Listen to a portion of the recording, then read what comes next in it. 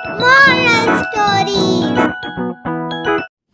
جنگل کے بادشاہ ببر شیر نے چشمے کے کنارے والی چٹان کے نیچے گھنی جھاڑیوں سے جھانک کر دور تک پھیلے ہوئے دھان کے لہلہاتے کھیت پر نظر ڈالی۔ بہت دور ایک درخت کے نیچے کوئی چیز ہلتی ہوئی نظر آ رہی تھی۔ شیر نے پنجوں سے آنکھوں کو ملتے ہوئے دوبارہ اس طرف دیکھا۔ یقیناً وہ ہرن تھا۔ شیر رات سے ہی بھوکا تھا۔ ہرن کے لذیذ گوشت کے تصور ہی سے اس کے منہ میں پانی آ گیا اور وہ ایک ماہر شکاری کی مانند جھاڑیوں کی آڑ لیتا ہوا ہرن کی طرف بڑھنے لگا۔ دوسری طرف سے ایک چیتا بھی ہرن پر نظریں جمائے ہوئے تھا۔ بھوک سے اس کے پیٹ میں بھی چوہے دوڑ رہے تھے۔ چیتے نے بھی ہرن کی طرف بڑھنا شروع کیا۔ ہرن دونوں طرف سے بڑھتے ہوئے خطروں سے بے خبر نرم نرم گھاس کھانے میں مشغول تھا۔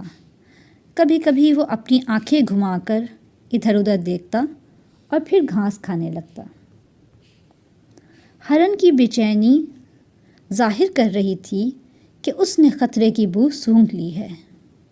اس نے کان کھڑے کر کے گردن گھما کر ہر طرف دیکھا۔ دور میدان میں اسے ریچھ کے بچے کھیلتے ہوئے نظر آئے۔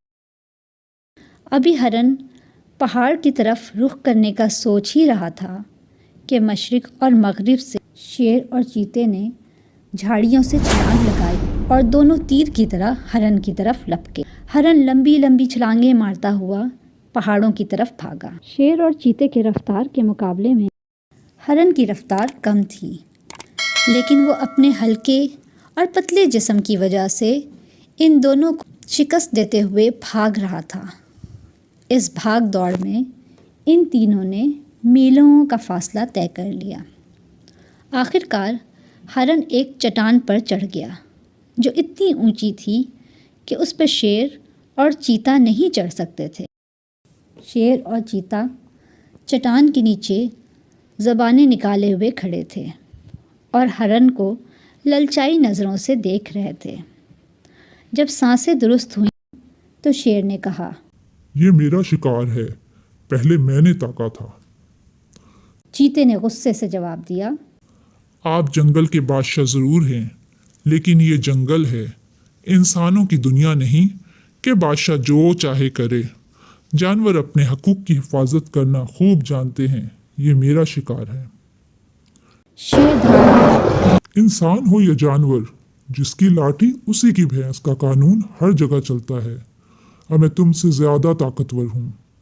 شیر اور چیتے کی تکرار سن کر ہرن نے اطمینان کا سانس لیا اور کہا، میرے محترم بادشاہ، یہ میری خوش نصیبی ہوگی کہ میں آپ جیسے شاہی خاندان کے افراد کی غذا بنوں، لیکن پہلے آپ دونوں یہ طے کر لیں کہ آپ میں سے کون میرا لذیذ گوشت نوش فرمائے گا۔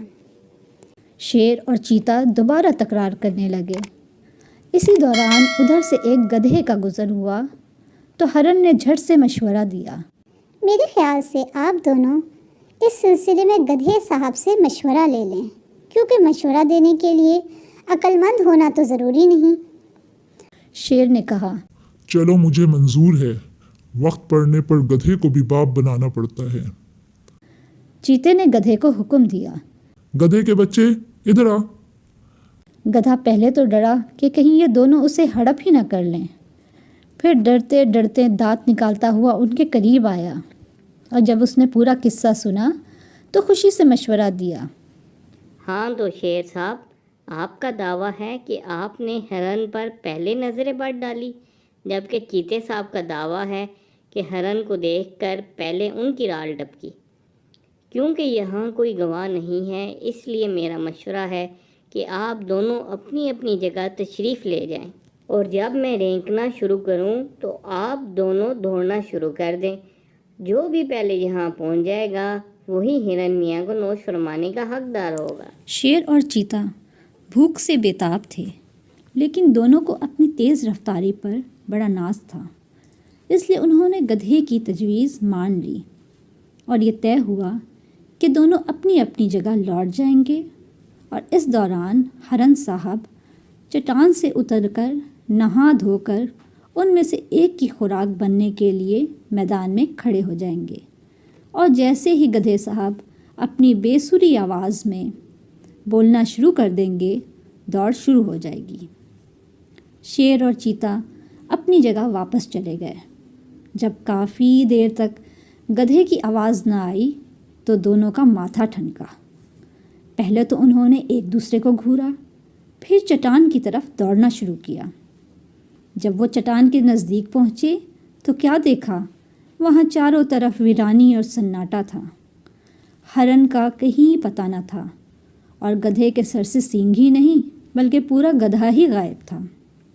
शेर ने गुस्से से चीखकर कहा, इस गधे के बच्चे ने हमें धोखा दिया। चीते ने सर झुकाकर अफसोस से कहा, शेर साहब, गधा वो नहीं, हम दोनों हैं। प्यारे दोस्तों, हमें इस कहानी से ये सबक मिलता है कि कमज़ोर अपनी अक्लमंदी से ना सिर्फ अपनी बल्कि दूसरे कमज़ोरों की भी जान बचा सकता है। अगर आपको हमारी वीडियो अच्छी लगे तो लाइक करें, शेयर करें और मज़ीद नई तो कहानी सुनने के लिए हमारे चैनल को सब्सक्राइब करना ना भूलें।